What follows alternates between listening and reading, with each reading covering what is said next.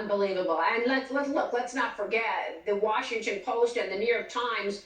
They won Pulitzer Prizes over their coverage of the Russia hoax, right? So they don't want to give the mea culpa that, oh wait, we were taken for granted and taken advantage of by the FBI, who fed us stories that were just lies. So no mea culpas from either of them. But I want to zero in specifically on the New York Times, because I don't know if the Chinese state media is writing their scripts or what the story is in terms of this. But look at this New York Times January 4th article that says, while many countries are still reeling from COVID-19, China, where the pandemic originated, has become one of the safest places in the world. The country reported fewer than 100,000 infections for all of 2020. The United States has been reporting more than that every day since November.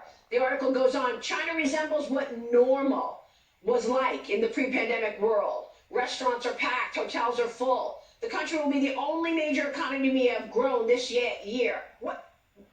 Does the New York Times not recognize that the media is controlled by the communist government? Or did the Chinese write that? So I think what this points to a broader media pattern that has been going on for many years in the United States, and it's reflective of the United States government policy as well. The United States government is partners and allies with some of the most brutal and repressive dictatorships on the planet, and that's long been true. And whenever those governments that are perceived to be allies of the United States, or in some way favorable to the United States, engage in brutal human rights repression, Saudi Arabia, Egypt, the Gulf states, for example, the media tends to ignore it or downplay it, whitewash it, and instead we get a lot of focus on the human rights violations in countries that are perceived to be enemies of the United States, like Venezuela or Russia.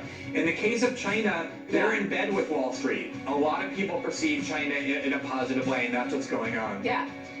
Hold that thought, Glenn. Quick break. I want to get back to that when we come right back. Stay with us. Welcome back. We are back with journalist Glenn Greenwald, who writes for Substack. And Glenn, we were talking about the New York Times shilling for Beijing and the communists. I just find it really shocking that the media does not care about what we're seeing in terms of censorship, does not care that, for example, Jack Ma disappeared after he criticized the CCP. He disappeared for 2 months. We just saw him recently in a video, but that should be a real message for all those American companies gearing up to go set up shop in Beijing. You're also worried, though, about what you're seeing domestically, and it was called earlier in this program, domestic terrorism. Tell us about it.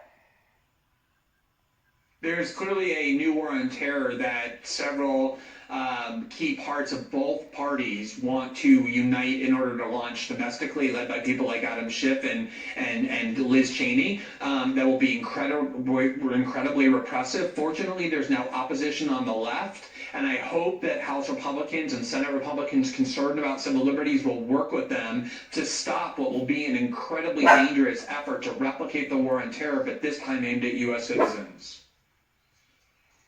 A real police state, as Senator Cotton reminds us, that we have all of those troops right now around the Capitol. Glenn, we'll keep talking about it, and we will see you soon. We so appreciate your time this morning. Thank you, sir.